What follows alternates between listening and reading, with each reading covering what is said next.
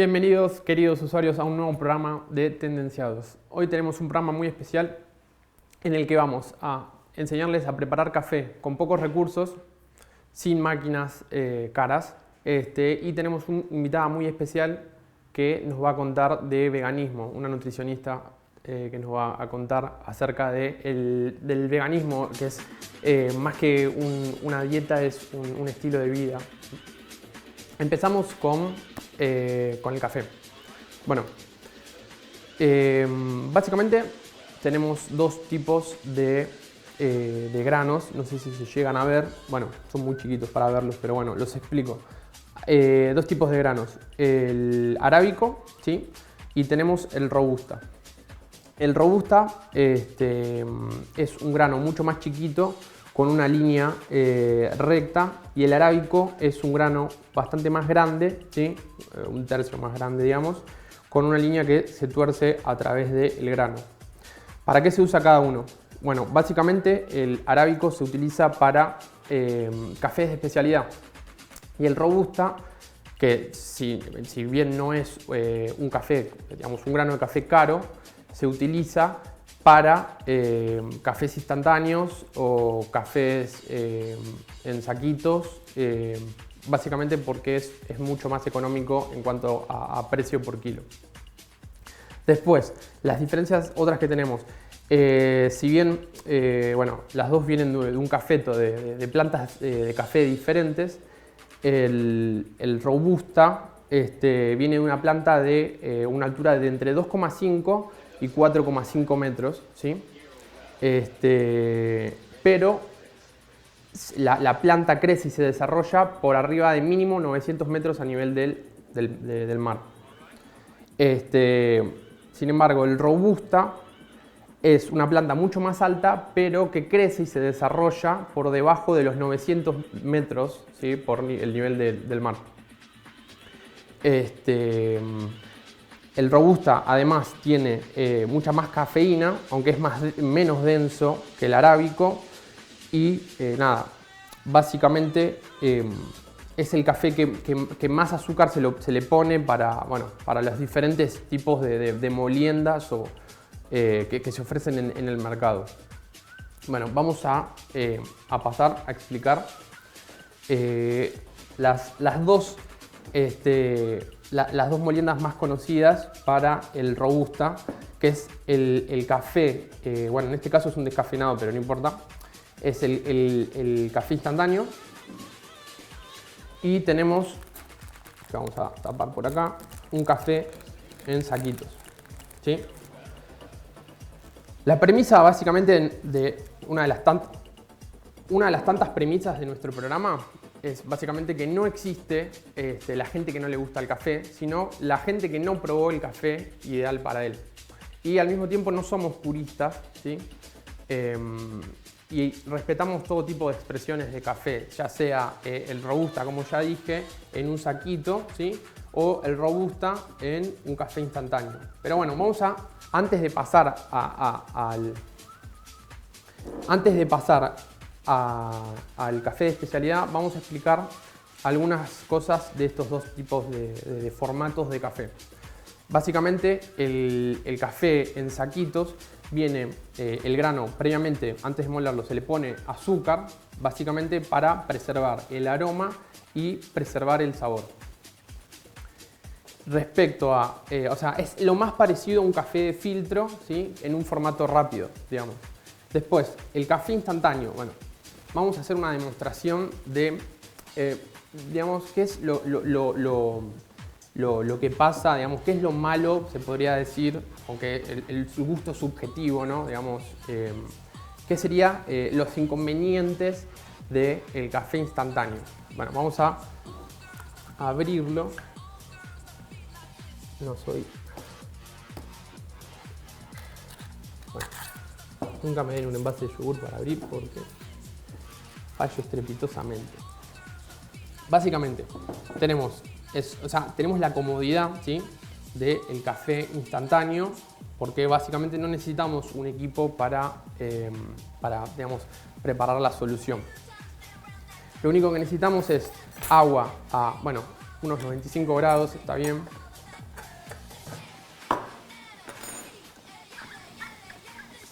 y si queremos o no azúcar. En general, como también el café del saquito, el café soluble, el café instantáneo, viene con azúcar previamente el grano para mantener el aroma. Lo que pasa es que el proceso de molienda es diferente a los otros procesos que conocemos, que vamos a conocer, mejor dicho. Básicamente, lo que tenemos que hacer, bueno, esto es obvio, ¿no? Vamos a poner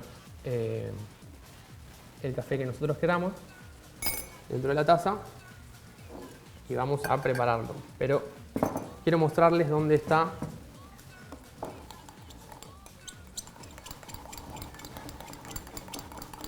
el inconveniente a la hora de preparar el café con el formato de café instantáneo.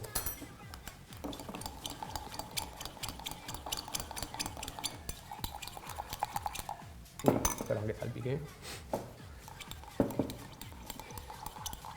A ver, el inconveniente no está en la preparación, ¿sí? Quiero ilustrar mi punto. El inconveniente del café instantáneo está en el mantenimiento del café una vez abierto. ¿Por qué? Porque el tipo de molienda que tiene es muy vulnerable a la humedad, ¿sí? Entonces, a partir de que yo, ¿sí?, abro el café instantáneo, ya la primera taza va a ser fresca, pero ya la segunda va a tener gusto a humedad.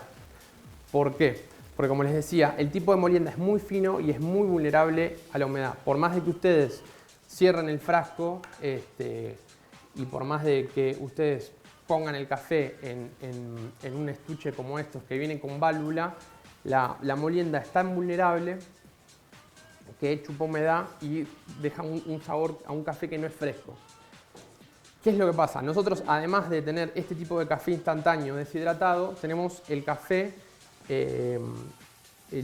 con liofilización, ¿sí?, que es un tipo de café instantáneo pero mucho más caro. El café deshidratado es básicamente café deshidratado y molido a un punto, bueno, que lo volvemos soluble. La liofilización es el café se congela, ¿sí?, y mediante presión se obtiene una molienda muy fina. ¿Qué es lo que pasa? Hablando de frescura nuevamente, como yo les decía, una vez que ustedes abren el café instantáneo, el café tiene una molienda muy fina que absorbe la humedad inmediatamente. ¿Qué pasa con los cafés de liofilización? Sí, se mantiene la frescura, pero en el proceso en el que se congela el café, ¿sí?, y después se extrae con presión, el aroma se pierde, el aroma natural del café se pierde, ¿sí? Entonces no tenemos un tipo de café noble, digamos, en comparación incluso al café instantáneo deshidratado. Se pierde el aroma y se pierde el sabor y después se inserta artificialmente, ¿sí? Pero básicamente ese es el problema con los cafés instantáneos. Después, a ver, no hay ningún, digamos, no hay ningún efecto que pueda generar sobre el cuerpo. El café instantáneo en general puede irritar más, pero bueno, no hay ningún efecto sobre el cuerpo comprobable. Y bueno, estamos hablando de un programa de tendencias y justamente lo quería traer a colación. No somos puristas del café y queremos recordar que en el 2021, a través de TikTok, digamos, el café instantáneo se popularizó con la bebida dalgona, que era básicamente hacer un café instantáneo, ¿sí?, frío con leche, básicamente. Bueno, como saben, salieron muchos puristas a criticarlos, pero nada, cada uno tiene su gusto. ¿Qué recomendación puedo hacer por el café instantáneo? Si les gusta o es una cuestión de comodidad, por eso lo consumen, en vez de comprarlo en este formato de frasco, que ya como les dije, pierde la frescura al primer momento que lo abren, lo que pueden hacer es comprarlo en los sobres individuales. Abren el sobre, se preparan el café y después, nada, no queda más café en el sobre y por lo tanto no va a haber un segundo café que no tenga frescura.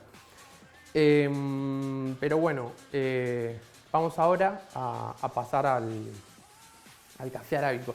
Este es un formato también muy cómodo, realmente, el café en saquitos. Es lo más parecido a un café de filtro, pero bueno, es más tirando una infusión, no hay una percolación acá. Pero bueno, vamos a hablar de café arábico. El café arábico, como les decía, es el café, el grano de café del cafeto arábico que se utiliza para los cafés de especialidad, ¿sí? Los cafés de especialidad, bueno, son a partir de 900 metros y 1400 metros, por ejemplo, en algunas regiones como Honduras, algunas partes de Brasil, o bueno, algunas partes de Guatemala, que es donde sale el café que se aprovecha bueno, es el café que se utiliza en general para un tueste frutal, ¿no? No es tanto un tueste como el que nosotros consumimos antes de que se imponga la tendencia del café de especialidad.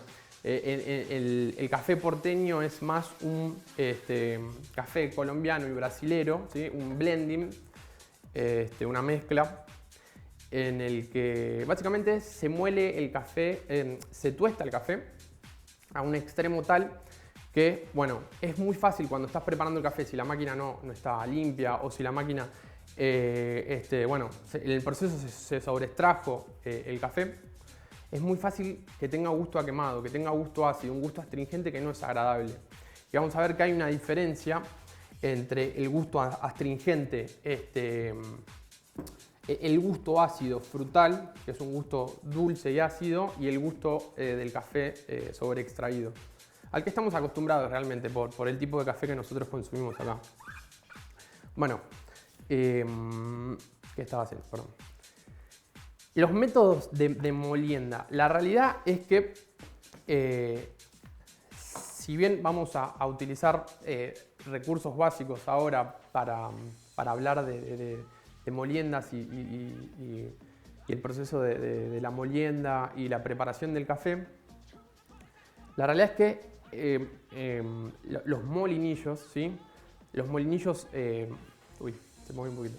Los molinillos más versátiles son extremadamente costosos, pero para el tipo de cafetera que vamos a usar ahora, nosotros nos podemos arreglar con estas tres herramientas, ¿sí?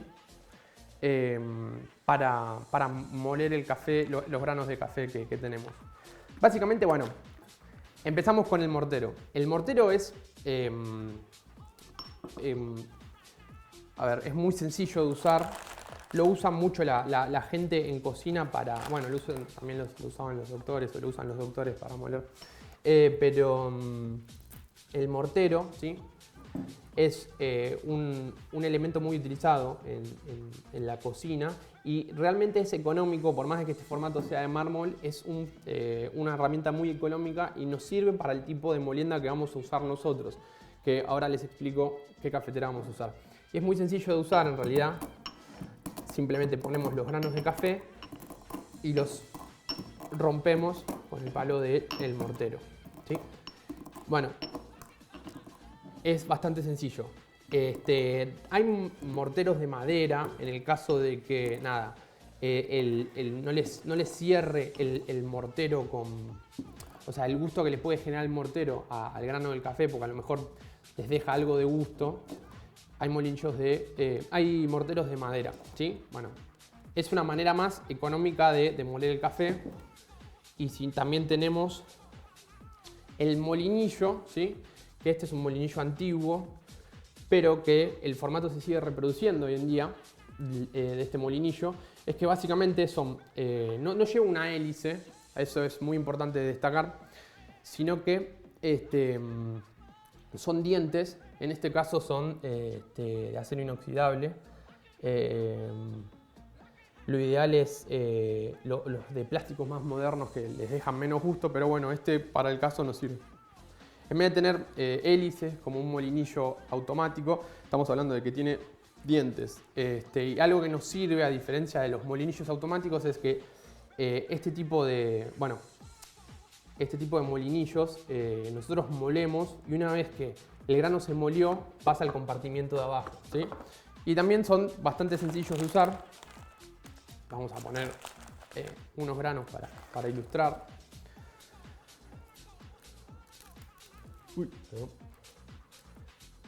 Nosotros de acá ajustamos el molinillo, nosotros ya lo preajustamos para obtener la molienda que es un poco más, es casi tan gruesa como la arena, que es la que vamos a usar para una de las máquinas de hoy.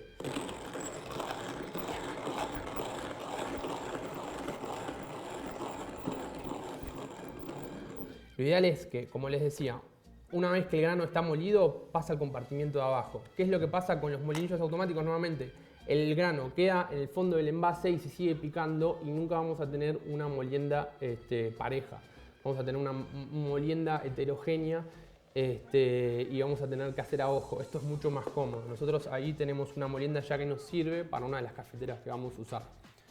¿Qué pasa? Bueno, realmente esto es económico, el mortero es económico, pero si nosotros, nada, no podemos gastar en el mortero o no podemos gastar en un molinillo o no tenemos a alguien que tenga un molinillo, podemos recurrir al palo amasar. Se podría decir rústico el método, pero es muy efectivo. O sea, nosotros necesitamos una bolsa doble, un paquete doble, para que cuando nosotros molamos los granos, ¿sí?, no se perfore la bolsa y bueno, no tengamos inconvenientes. Es ilustrativo, ¿no? O sea, los acomodo en el fondo, ¿sí?, y los muevo.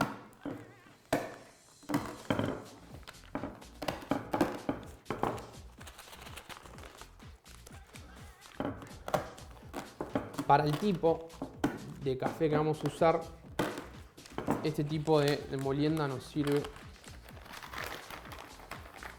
bastante. Pero bueno, a medida que vamos achicando los granos, los vamos moviendo en la bolsa para seguir rompiendo de manera pareja. ¿Sí? Bueno, ese es uno de los métodos de los que estamos mostrando hoy. Si no, lo que pueden hacer, si tienen un lugar de confianza, ya compran, ¿sí?, la molienda hecha. ¿Por qué es ideal molerlo en casa si tenemos la oportunidad? Porque nosotros, o sea, el formato de grano tostado, el ideal es el formato de grano sin tostar. Pero bueno, los tuestes caseros no son demasiado parejos, no se pueden lograr demasiado parejos. Entonces podríamos estropear el grano en vez de tenerlo, digamos, para mantenerlo, digamos. Si nosotros no lo tostamos, el grano va a durar más tiempo. Pero el formato del grano tostado también tenemos unos 60 días de frescura asegurada. Y bueno, si lo guardamos adentro de una bolsa con válvula que le saque el oxígeno, nos aseguramos más frescura. Vamos a lo principal, a las cafeteras que vamos a ver hoy. Tenemos estas dos cafeteras, ¿sí?, que son básicamente lo mismo, son cafeteras para hacer moka, ¿sí?, café moka, que básicamente consisten en un recipiente con agua o caldera, ¿sí?, para poner el agua, ¿sí? Nosotros ponemos el agua acá, que hace, va a ser de solvente. Ponemos el café acá, que va a ser de soluto. Y bueno, en este formato que termina con una jarra, termina en un pico que va dejando el café en el fondo de la jarra. En este formato, que es mucho más chico, lo que hace es el café sale por las dos canillitas. Y el formato, al ser más chico, tiene unos 2 bares de presión. Esta tiene un poco más, esta tiene 6. O sea, tenemos gustos diferentes, pero bueno, al fin y al cabo sirve. O sea, es un tipo de café más. El método de que el solvente... Sí, en este método de preparación de moka, el solvente es el agua, el soluto es el café, ¿sí? Es un método de percolación. A diferencia de la jarra de émbolo, que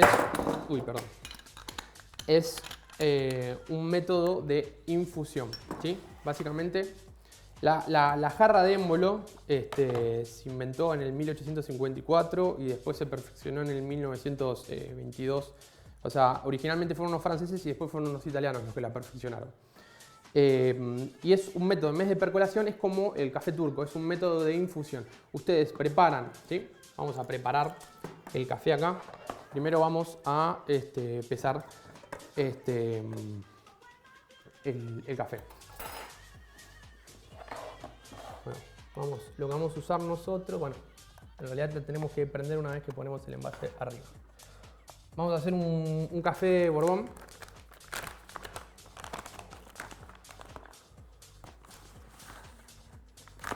Vamos a hacer un café Borbón rápidamente. Necesitamos 2 cucharas, o sea, son...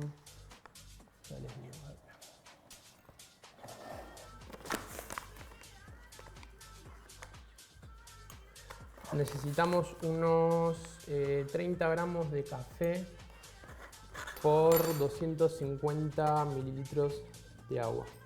Vamos a hacer 250 mililitros de café.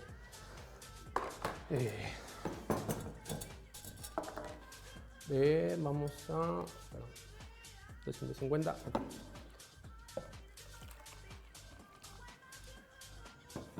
Y vamos a llenar la cafetera de agua. Mezclamos un poco Mezclamos un poco, ¿sí? Y lo dejamos reposar mínimo 4 minutos, ¿sí? Lo que vamos a hacer es dejar el café reposando y vamos con nuestra invitada Agustina para hacer la entrevista y después retomamos el café. Dale, vamos con el video.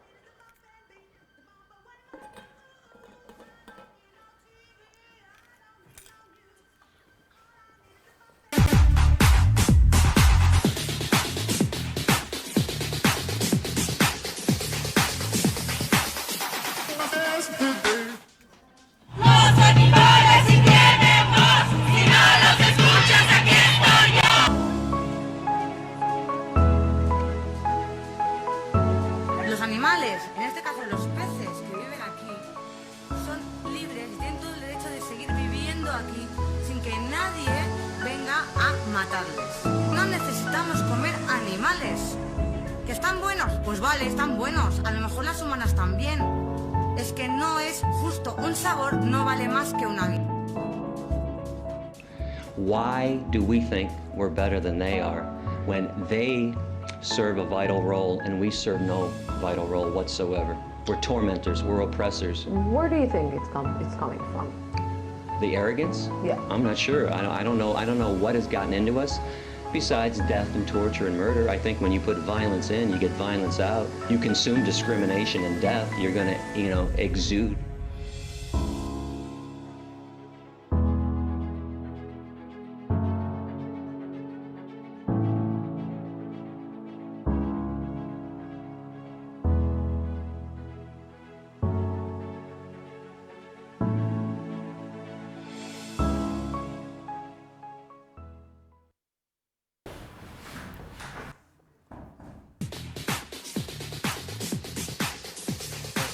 Muchas gracias, Agustina, por venir. Queríamos hacerte unas preguntas. Sí, cómo no. Gracias por invitarme y por darme el espacio para hablar de estas temáticas. Por favor, estábamos viendo el video, recién estaba Gary Jurovsky, que es un activista vegano, sí. Un activista muy importante que sí, es el muy que famoso. introdujo el concepto del holocausto animal. Verdad, sí. Te quería hacer una pregunta, varias preguntas, perdón. Sí. ¿De dónde sos y qué estudiaste? Yo soy de acá de Quilmes, estudié licenciatura en nutrición, soy nutricionista y siempre asesoré a personas vegetarianas porque, bueno, es verdad que muchos veganos y vegetarianos no encuentran a veces la guía de un profesional en la salud y, bueno, siempre me gustó interiorizarme en esto y me dediqué siempre a eso. ¿Qué te determinó a estudiar? Mira, me llevó un poco también la experiencia personal porque yo era vegana de chica, también empecé un poco de rebelde y no encontraba mucha información, entonces también me ayudó mucho a mí a aprender nutrición, así que de alguna manera empezó todo como para ayudarme a mí misma. Claro. O sea, ¿cómo empezaste a ser vegana? Empecé a ser vegana porque dije, me siento muy incómoda comiendo animales, comiendo carne, con esto de la empatía hacia los animales, entonces dije, bueno, puedo empezar a dejar de comer carne. En su momento empezó la internet, creo que todo eso ayudó a difundir mucho el mensaje de que se puede vivir sin comer animales o sin dañar animales y empecé un poco por ahí, fue muy progresivo de a poco y bueno, empecé de esa manera. Genial. O sea, ¿nos podrías explicar cuál es la diferencia entre Sí. el vegetariano y el vegano, básicamente? Sí, cómo no. Yo creo que cuando hablamos de vegetariano hablamos de algo referido a la alimentación de las personas. Si incluyen carnes, en general, si no incluyen carnes, en general decimos que es una persona vegetariana, pero solo referido al aspecto de la alimentación de esa persona. Ya cuando hablamos de vegano, de veganismo, creo que nos referimos más a la posición ética del rechazo hacia la explotación y el uso animal. Entonces nos referimos a muchos aspectos de la vida que esa persona va a tratar de evitar en lo posible el uso de insumos o de actividades que requieran del sufrimiento animal. En cuanto a la dieta, podemos decir que una persona vegana tiene una dieta 100% vegetariana, sin nada de origen animal. Sin nada de origen animal. Claro. ¿Y se puede ser vegano y ser 100% saludable o Sí. necesitamos suplementos sí o sí? Podemos decir que una dieta vegana es completa siempre que se utilicen algunos suplementos. Prácticamente hablamos de uno, que es el de la vitamina B12, pero en general con una dieta variada se puede cubrir perfectamente todos los requerimientos nutricionales. Creo que cuando hablamos de dieta saludable nos referimos más a dieta completa, balanceada. Sé que es algo muy significativo tal vez y polémico al mismo tiempo. O sea, la vitamina B12 no es de origen animal en realidad. Claro, bueno, eso es interesante y está bueno aclararlo porque a muchas personas les resulta como incómoda la idea también de decir, uy, tengo que tomar un suplemento de origen animal para ser vegano. No, la verdad es que proviene de origen bacteriano, se hace a partir de fermentación de ciertas bacterias a nivel industrial Sí. y se toma en forma muy esporádica, a nivel, digamos, semanal o mensual inclusive, y son muy pocos miligramos de este producto natural. O sea, que una persona no vegana también podría tener un déficit de Sí, vitamina. sí, de hecho existe la deficiencia en muchas poblaciones de riesgo como los ancianos, los niños, personas que comen carne muy esporádicamente también, sí. ¿Y qué pensás de toda esta movida de nuevas marcas presentando, por ejemplo, leches Sí. veganas en varios formatos? Todas las alternativas. Sí, a mí me parece genial. Yo apoyo siempre la industria de productos alternativos a los productos de origen animal, como ser leches, lácteos, carne, sustitutos a las proteínas de animales, porque creo que mucha gente, aunque no sea vegana, también se está orientando hacia estas nuevas formas de comidas diferentes, más sustentables, más ecológicas. Y bueno, lo bueno de todo esto es que no conlleva tanto sufrimiento animal como las opciones tradicionales que sabemos que llevan mucho sufrimiento, mucho sacrificio animal. Sí, o sea, como vos decías, es más allá de una dieta, una ideología, es un estilo de vida que, bueno, Claro. se opone al antiespecismo, que es, Claro. digamos, darle prioridad a unos animales no humanos, ¿se le dice? Claro. Sobre otros, ¿verdad? Claro, porque somos todos animales y hablamos de animales no humanos y de humanos, pero sí, es verdad lo que decís. Tratar en lo que sea posible, en lo que esté a nuestro alcance, obviamente y lógicamente posible, no vamos a hablar de cosas muy difíciles, realmente no es nada de otro mundo ser vegano, requiere cierta organización, cierto esfuerzo, conocimiento que hay que ir estudiando Sí. de a poquito, pero bueno, no es nada difícil. Para la mayoría de las personas. Algunos sí, tal vez requieran de algún apoyo o tengan algún inconveniente que, bueno, ojalá se pueda resolver. Algunas personas abandonan el veganismo por algún inconveniente también. En general tiene que ver mucho con las cuestiones sociales, por eso siempre digo que no hay que aislarse, hay que apoyarse con otros veganos y estudiar un poco el tema también. Bueno, muchísimas gracias por nada, venir. Si al querés, contrario, muchas Te gracias. quedás a tomar un café. Que Cómo estamos no, me encanta el terminando de café. preparar. Sí. Así que nada, o sea, estamos haciendo un café vegano. El café instantáneo, viste, viene con leche.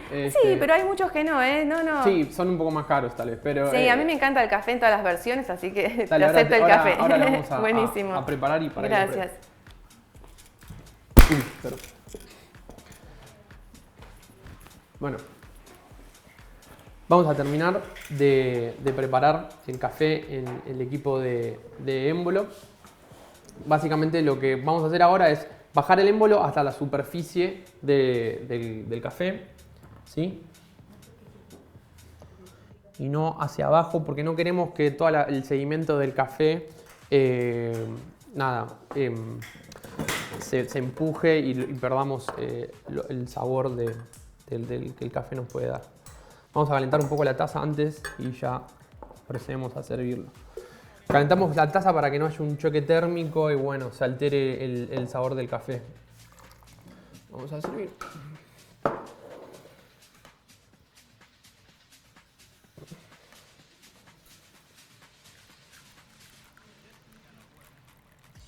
Café solo te gusta, ¿no? Sí.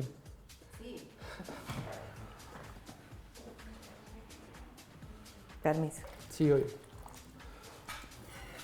Así que, bueno, te queríamos agradecer nuevamente por haber venido.